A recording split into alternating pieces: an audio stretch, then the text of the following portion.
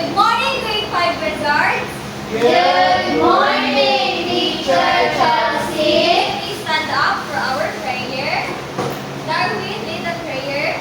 Let us pray, classmates, in the name of the Father, and the Son, and the Holy Spirit. Amen. Our Father, who art in heaven, hallowed be thy name, thy kingdom come, thy will be done. On earth as it is in heaven. Give us this day our daily bread, and forgive us our trespasses, as we forgive those who trespass against us. And lead us not into temptation, but deliver us from evil. Amen. In the name of the Father, and the Son, and the Holy Spirit. Amen. So good morning again, grade 5 wizards. Good morning, Teacher Chelsea. So how are you today? We're fine. Wala di bang duka? Wala. Kapoy. Ay, di bang kapoy. So naatay energizer. Para ma-energize at ato ang lawas o ato ang photo. So kanayo na na. Oh, makanta naman. Shake them, just like this. Shake them, just like this. Shake them, just like this. And go your hand. Wiggle them, just like this. Wiggle them, just like this. Wiggle them, just like this. And go your hand. Clap them, just like this. Clap them, just like this. Clap them, just like this. And go your hand.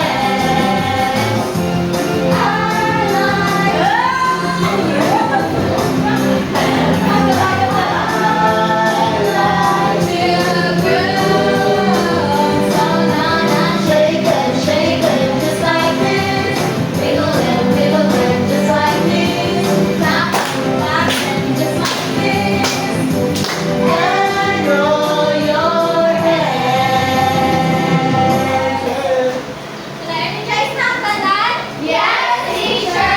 Please manglingkod and arrange the chairs. So before ta magsugod, si teacher na ay classroom rules para kapsay ka tanan.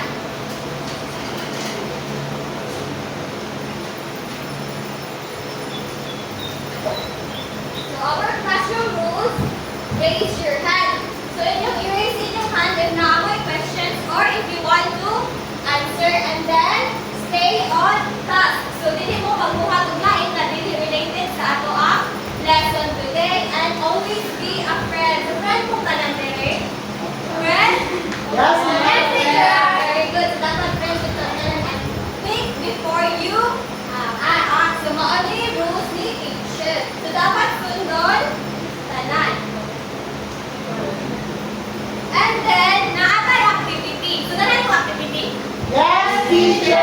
So, are you ready? Yes, So, teacher. our activity is prime or composites, stand or sit. So, the mechanics of this activity will be the teacher prepares set of numbers. So, naatay mga prime or composite numbers.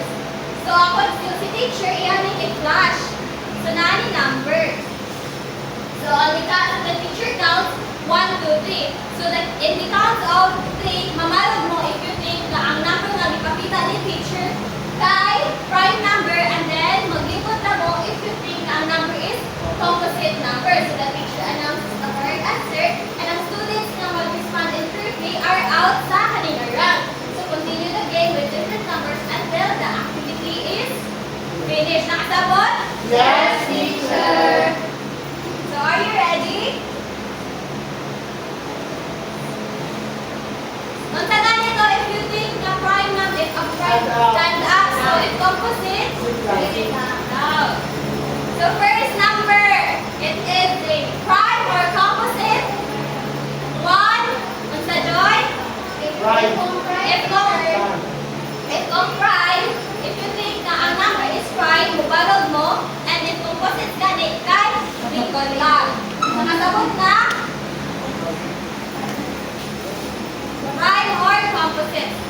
Okay. So, the first number is 7. Wait na. It is a prime or composite? 1, 2, 3. So, I will check if Prime ba, Joy? So it is a prime number. The next number, 13. It is a prime or composite. 1, 2, 3. Let's check. Correct. It is a prime. Very good. 16. It is a composite. It is a prime or composite. 1, 2, 3. Let's check. So correct. It is a composite number. Next is 10. It is a prime or composite. Stand or sit. 1, 2, 3. Mula lagi mo gimana? The answer is composite. Correct. Last number, 23. Is it a prime or composite? 1, 2, 3. Wow, very good. It is a prime number. Let's give ourselves a round of applause, guys. Makaibaw yung tungkol sa prime and composite numbers. So, mag-iwan na nanan. So, how can you tell na ang number type prime or composite? Unsa man? How can you tell na ang number type prime or composite ni siya? Joy Joy?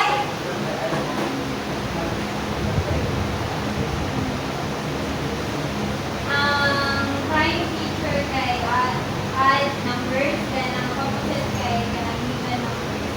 So, ang prime daw, ana si Joy Joy kay odd numbers, and ang composite is even. So, what do you observe to our activity? Unsa yung nabantayan? Ipatindog, ipalingkod, then ipakita ang different numbers. Pakita ang different numbers kung prime na siya or composite. So, what do you think our lesson for today is? Unsa na ka atong lesson today? All about numbers. Numbers, unsa ba? Adding. So, our topic for today is all about greatest common factor or GCF. Kaya ba mo unsa ang GCF? Yes. Wala. Wala ko kayo. Yes, teacher. Wala. So, ang uban wala na kahibaw, ang uban nakahibaw. Pagdali. So, unsa ka gani? So, ang prime, before na to, mahibawan kung saan na to pagkuha sa GCF or greatest common factor, ato sa ila-ila kung unsay difference sa prime and composite number. So, ang prime is cannot be made by multiplying by other whole number whose only factor are 1 and itself. So, 1 raw iyaha, kaugalingon. So, example, 2, 3, 5, 7. So, mauna sila ang example sa prime numbers. Then next is ang factors. So, what do we mean by factors man? So, ang factors is mauni. So, ang 2 is 1 times 2 is equals to 2. So, what do we mean by factors? Our numbers, we can multiply together to get another number. Examples, 9, for example, 9. So, 9 equals 1 times 9 equals to 9. And then, how about the 12? So, ang 12 is 1 times 12 is equals to 12. So, ang factors sa 9 is 1, 9, 3. And sa 12, kay 1, 12, 2, 6, 3, and 4. So, ang 9 and 12, example ni siya sa composite numbers. So, ang composite number can be divided evenly by numbers other than 1 and or itself. So, remember, prime number has 2 factors, only 1 and itself. So, composite number has more than 2 factors. So, GCF, narito ang kuhaan sa GCF. So, it's the greatest number that is a factor of 2 or more numbers. So, mauni ang dapat ninyong hinumduman.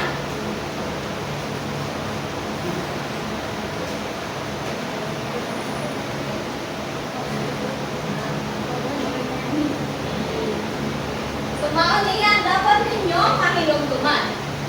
So, para makuha nato ang GCF, naatay method nga gamiton. So, naatay duha ka method diri, ang nesting method o ang continuous division or the ladder method. Nakamilyar pa mo ani nila?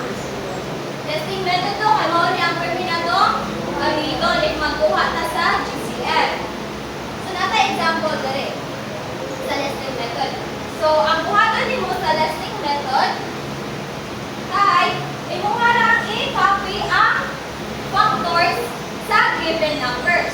So, ato siyang i-stack.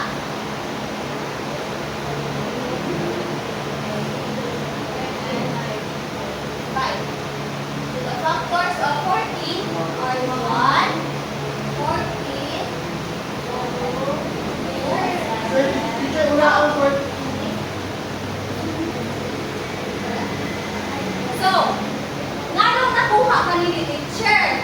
So, ang ikuha ni teacher is maghuna-huna mo o kuha ka number na imo siyang i-multiply together ang answer kay 14. So, after ani, ato siyang i-arrange into an ascending order. So, what do we mean by ascending order?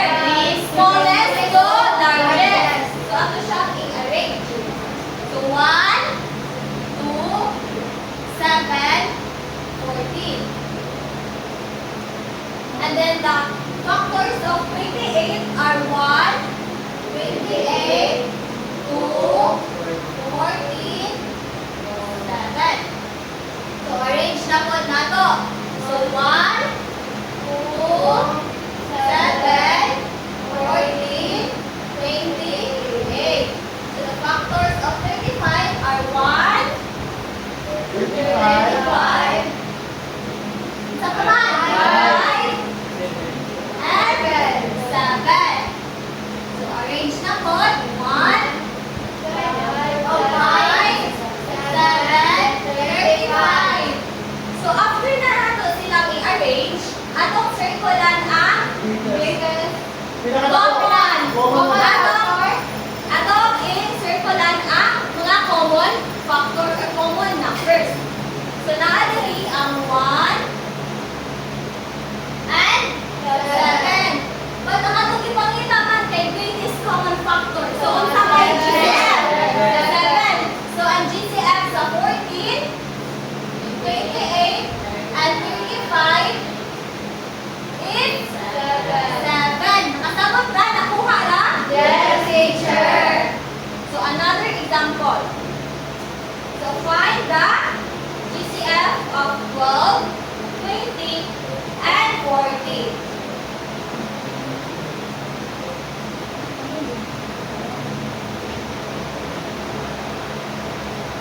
So, ang GCF, so ang factor sa 12 ay 1, 2, 6, 3, 4, 3, and 4.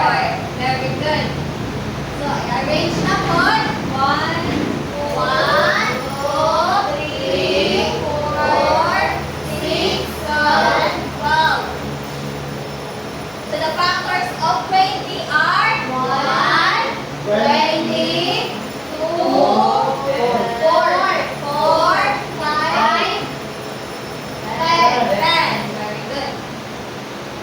So, arrange it again. 1, 2, 4, 5, 10, 20. So, the factors of 40. One, 40, 2, 20, 5, 4, 10, 8, 4, and then 8. 10 here. And last 10. Arrange na po na to into smallest to largest. So, 1, 2, 1, 2,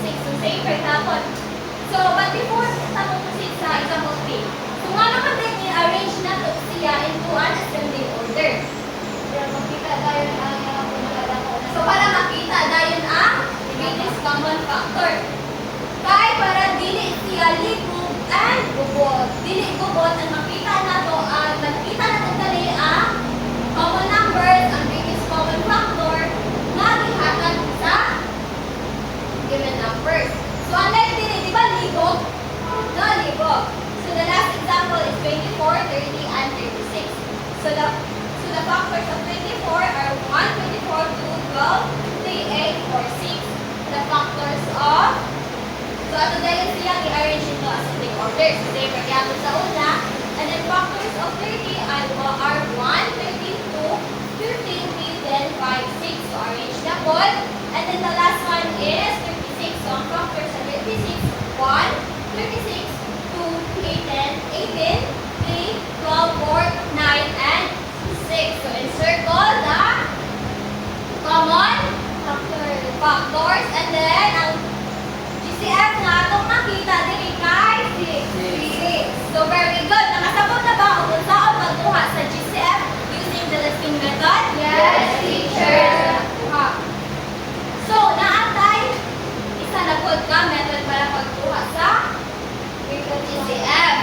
So ang kanilang greatest common factor is magamit din nato siya sa pag-simplify sa factors. So naata din another method. So mo ang continuous division. So find the GCF of 14, 28, 35. So ano na din? So 14, 28, 35. So ato silang ilista ang given numbers horizontally. What do you mean by horizontally? Pahigda. So ato siya ilista pahigda, and then ato siya kutangan og line, and para mamona sila mahimong dividend. So para mamona sila mahimong dividend. So unsa kani na number ang gamiton nato? Unsa ang gamiton na divisor? One. Composite? Is it composite? Are you sure? Prime numbers na itong gamiton na divisor. So, unsa ganito ang mga prime number? 1, 2. So, prime number whose number na ang factor niya is 1 or sa graduate. So, maguna ta sa 2. Unsa pa? 3. 2, 3, 5, 7. Alam sa taputo. So, ang kaning division method is ato na siya i-divide. So, ang kaning given number din is pwede ba siyang ma-divide sa 2? Yeah. Are you sure? Pwede. So, dapat, if kung magkuha ta sa divisor, dapat magkuha nito sa 2. Yung given number na to is hindi mo siya pwede ma-divide sa 2. So, move on to sa 3. So, pwede pa siya ma-divide sa 3? Dili, gihapon. Sa 5? No. Dili. So, ano tama? Start sa 7. So, ato din siyang i-divide. So, 14 divided by 7. Pila? 2. Then, ang 2 ang answer is atong itulong sa given number. Then, 28 divided by 7? 4. 35 divided by 7? 5.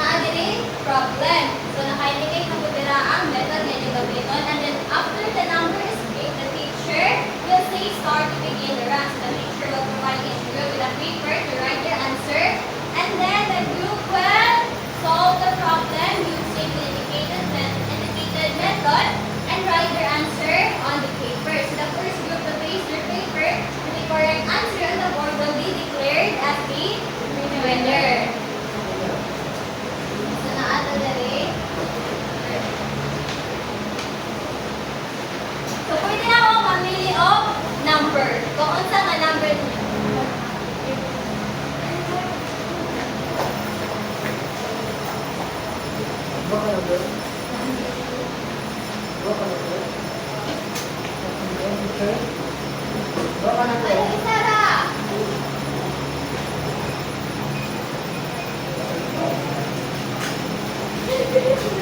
Wala na.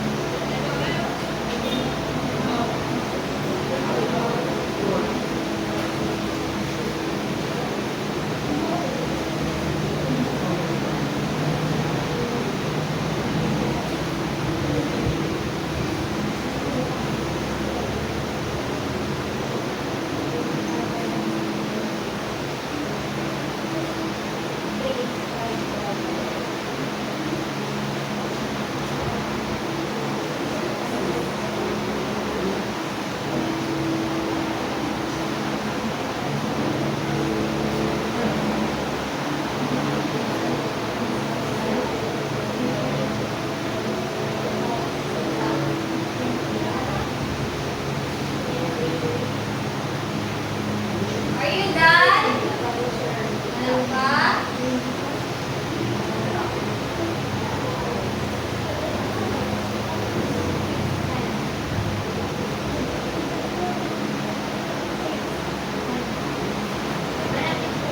Wala to, i-paste ninyo sa board. Okay.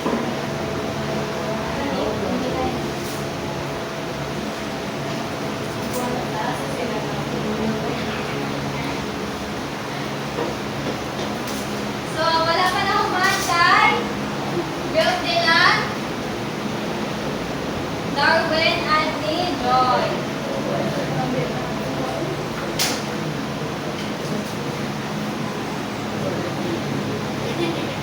Mana?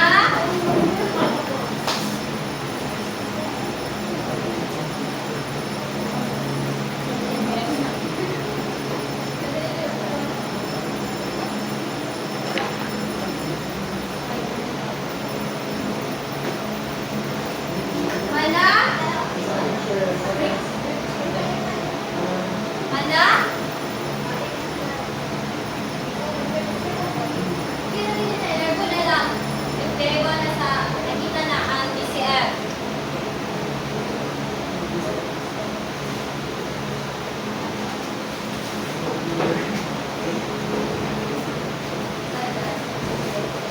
So, mana? So, kinsay unang nakahuman? Ang group ni Ains o ni Lovely. So, anong i-check?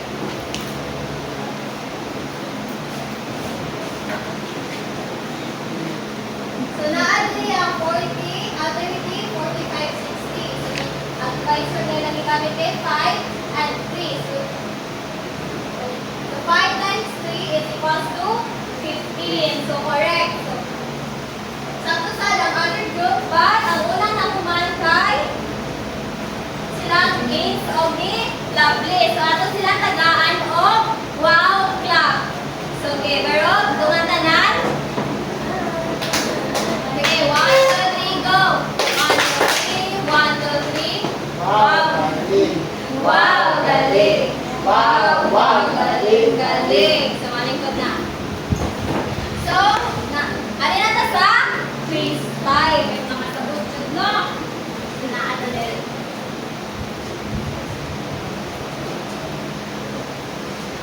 So, in a clean sheet of paper, answer the following. So, you may start now. Mana? Mana. So, atong i-review. So, find the GCF of the following numbers using the method indicated. So, unsa kay answer sa number 1. So, 2. Ang GCF sa number 1 is 2. And sa number 2, ang continuous method is 1.